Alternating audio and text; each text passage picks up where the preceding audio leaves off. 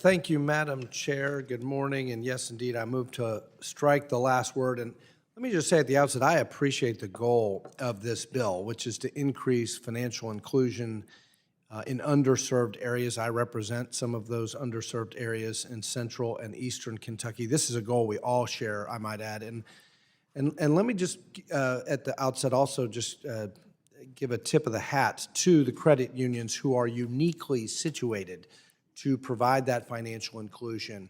And they do a great job of delivering services and could do so with additional help in underserved areas. And we want them to. We want credit unions to do that. We also want banks and non-banks and all kinds of lenders to do that. And I think, Madam Chair, a healthy financial ecosystem is one in which we have a diversity of financial credit providers, especially to enter this void in these banking deserts. We need credit unions. We need community banks. We need non-bank lenders. We need fintech companies.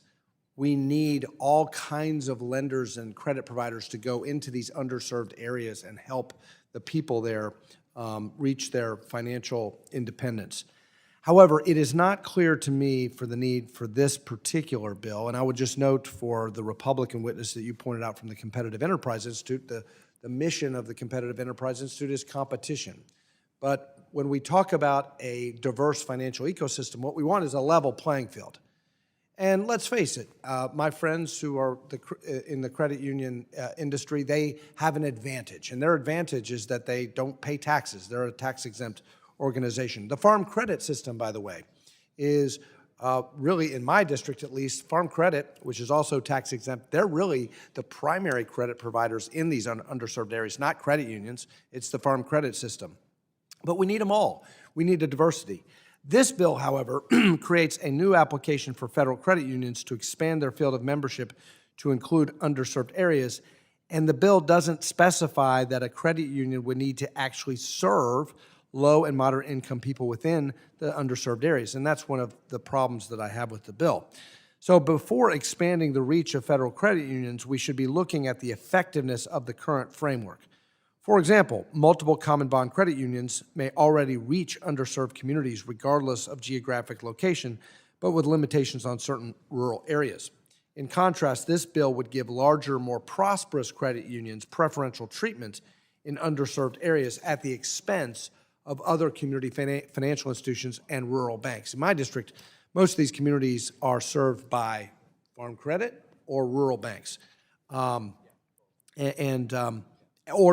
no financial institution at all. And so I do appreciate the goal of the bill to get credit unions into areas where you don't even have a lot of access to community banks or farm credit.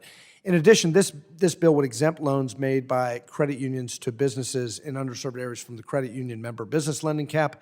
We should recognize that low-income designated credit unions are already empowered to serve unbanked, underbanked, and low and moderate income populations. They are also not restricted by member business lending limits. These credit unions are already permitted, and this is an important point, they are already permitted to serve the public, and more than half of all credit unions already have a low-income designation. So there's not a clear need for this bill, and it will actually have more unintended consequences if enacted. I would ask also at this point for unanimous consent to include in the record Ranking Member Patrick McHenry's statement in opposition to this bill. Without objection, such is the order. Thank you. And in my remaining time, let me just applaud Chair Waters for introducing a bill to address a problem that I recognize as well.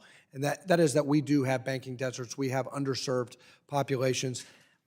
I have a bill that I think would address this issue in a different way, but I think in a better way.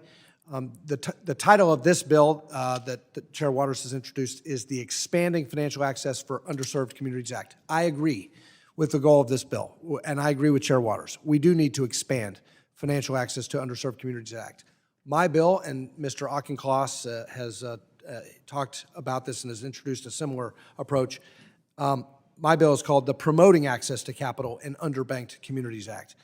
And my bill really focuses on de novo charter formation. We need new bank formation in these underserved communities. I think there's opportunity for working together on this. I just think this is the wrong approach.